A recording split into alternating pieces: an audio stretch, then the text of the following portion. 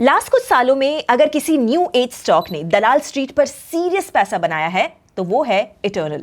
But mid अक्टूबर के peak से ये स्टॉक 30% से ज्यादा गिर चुका है और ईयर टू डेट भी वो 10% प्लस नेगेटिव है। So what has changed? Hi everyone, मैं हूं गौरी।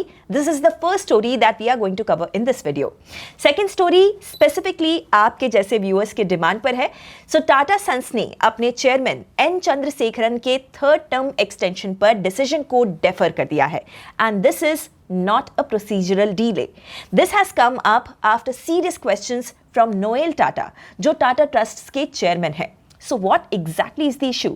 थर्ड स्टोरी में इस साल दुनिया को एक सरप्राइजिंग प्रॉब्लम फेस करनी पड़ सकती है। स्मार्टफोन्स या लैपटॉप्स में यूज होने वाले रैम की सप्लाई कम हो सकती है और इसका भी रीजन है एआई। कैसे? We will see. And lastly हमारे ट्रेंडिंग न्यूज सेक्शन में आज फोकस रहेगा प्राइम मिनिस्टर नरेंद्र मोदी की इजराइल विजिट के बाद फोकस में आए दोनों देशों के ट्रेड टाइज पर। इंडिया के साथ फ्री ट्रेड अग्रीमेंट को लेकर Israeli economy and industry minister Nir Barkat ने एक इंटरेस्टिंग अपडेट दिया है। We will listen to that, so let's get to it.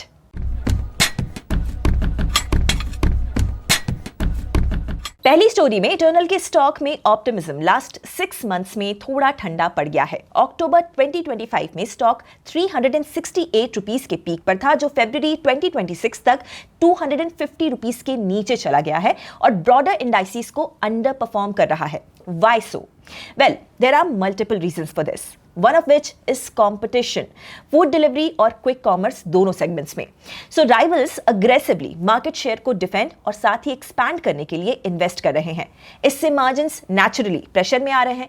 Eternal का quick commerce arm Blinkit specifically देखा जाए तो capital intensive game है। Blinkit ने Q3 FY26 में 4 करोड़ रुपीस का प्रॉफिट अचीव किया as compare to loss of 156 crore rupees in last quarter. But फिर भी मार्केट फुल्ली कन्विंस नहीं है कि ये प्रॉफिटेबिलिटी स्केलिंग फेज में सस्टेनेबल होगी। In fact, Zepto is also coming up with its IPO in 2026 this year, जिससे उनके पास भी अग्रेसिव स्केलिंग के लिए फ्रेश कैपिटल आएगा और प्राइसिंग वॉर्स का रिस्क वापस से बढ़ जाता है। Second angle here is eternal का वैल्यूएशन। सो इटर्नल की रैली इतनी स्ट्रांग थी कि स्टॉक 1000x के पीई पे ट्रेड कर रहा था। तो जब मार्केट किसी कंपनी को नियर परफेक्ट एग्जीक्यूशन के लिए प्राइस करता है, तब छोटी सी अनसर्टेनिटी भी बड़ा करेक्शन ट्रिगर कर लेती है। तीसरा फैक्टर लीडरशिप ट्रांजिशन भी है। फाउंडर दीपेंद्र गोयल ने अर्ली 2026 में सीईओ रोल को छोड़कर नॉन एग्जीक्यूटिव पोजीशन ले ली। ट्रांजिशन प्लान था, लेकिन रियलिटी ये है कि फाउंडर लेड कंपनीज में जब लीडरशिप रोल चेंज होता है तो शॉर्ट टर्म नर्वसनेस आ ही जाती है, स्पेशली जब कंपनी अभी अग्रेसिव एक्सपेंशन फेज में हो। और बाजार को ये भी चिंता है कि दीपेंद्र गोयल क्या कंपनी को कम समय देंगे, अपने पर्सनल इनिशिएटिव पर फोकस ज्यादा करेंगे।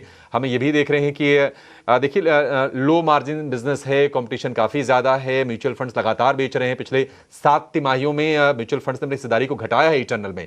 Operationally Q3 FY26 core food delivery और quick commerce business steady recovery दिखा रहे हैं। गोइंग आउट सेगमेंट भी इस क्वार्टर में 20% ईयर ऑन ईयर ग्रो हुआ है। हाइपरप्योर जो B2B सप्लाई आर्म है, वो भी इस क्वार्टर में एबिटा पॉजिटिव हो चुका है।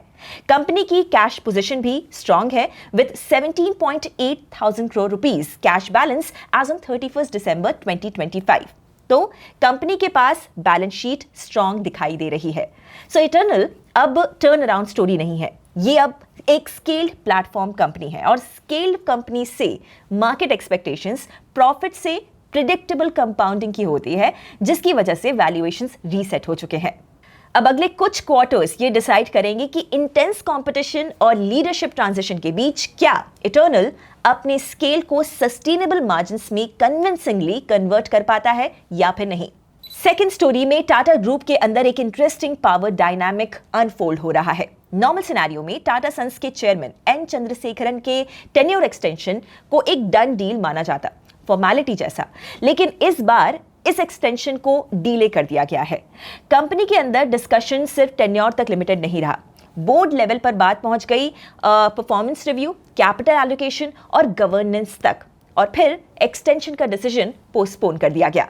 ना रिपोर्ट्स के मुताबिक इस डीले के सेंटर में है टाटा ट्रस्ट के chairman Noel Tata. CNBC TV 18 की रिपोर्ट के मुताबिक नोएल टाटा ने रिपोर्टेडली 3 की कंडीशंस रखी हैं। फर्स्ट, टाटा सन्स की लिस्टिंग नहीं होनी चाहिए, क्लोजली हेल्थ स्ट्रक्चर मेंटेन रहना चाहिए। सेकंड, शपूरजी पालोनजी ग्रुप के साथ जो लॉन्ग रनिंग डिस्प्यूट है टाटा सन्स का, उसको रिजॉल्व किया जाए। और थर्ड, होल्डिंग कंपनी लेवल पर लिक्विडिटी रिस्क ना बढ़े टाटा सन्स के लिए।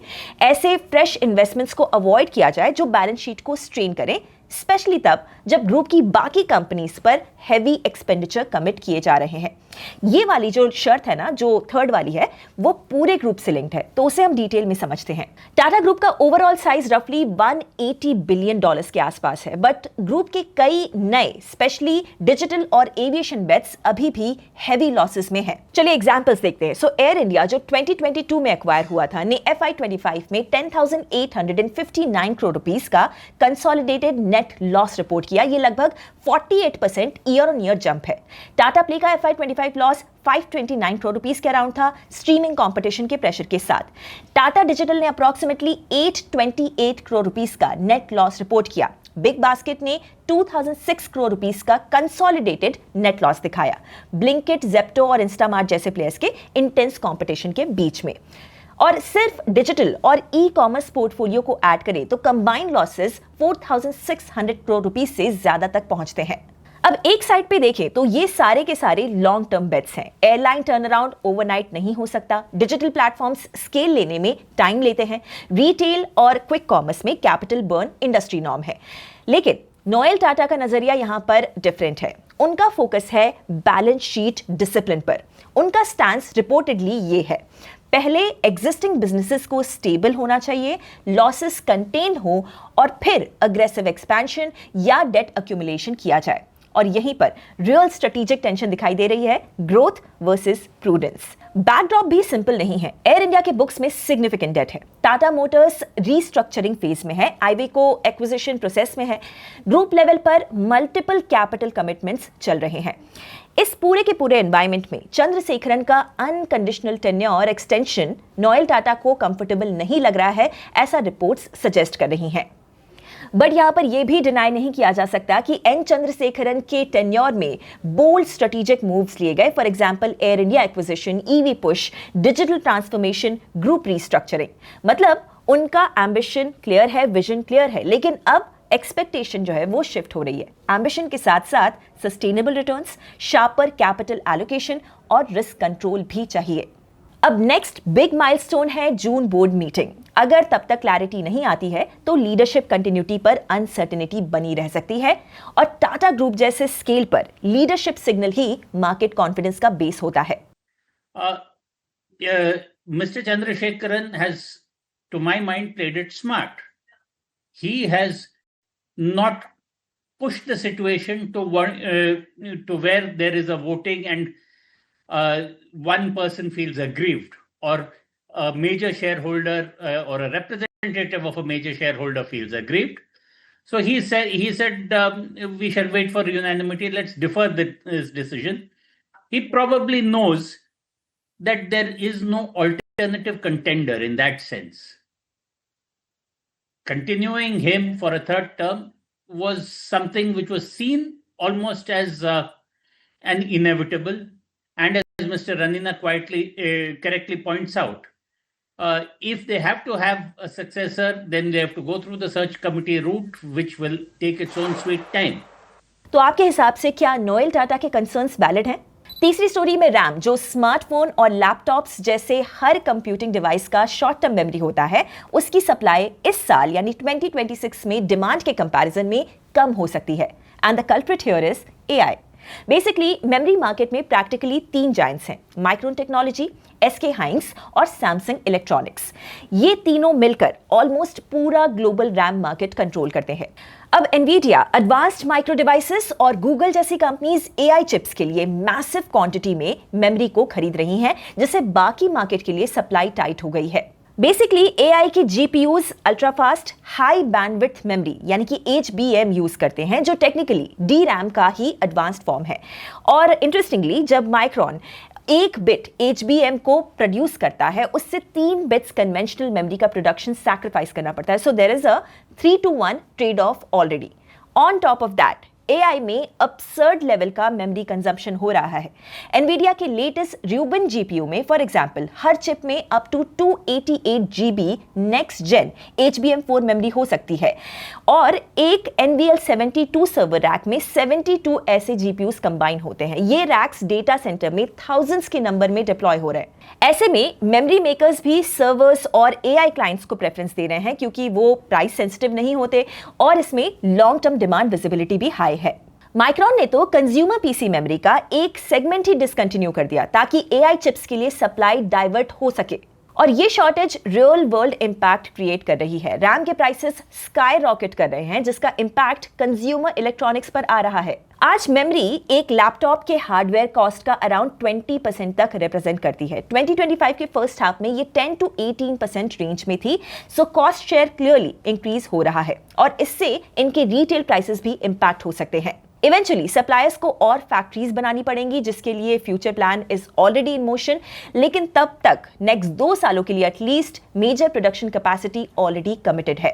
दिस शोज दैट AI सिर्फ सॉफ्टवेयर स्टोरी नहीं है, ये हार्डवेयर, सप्लाई चेन और कैपिटल एक्सपेंडिचर को भी इंपैक्ट कर रहा है जो कि मल्टीपल इंडस्ट्री पर असर डाल रही है।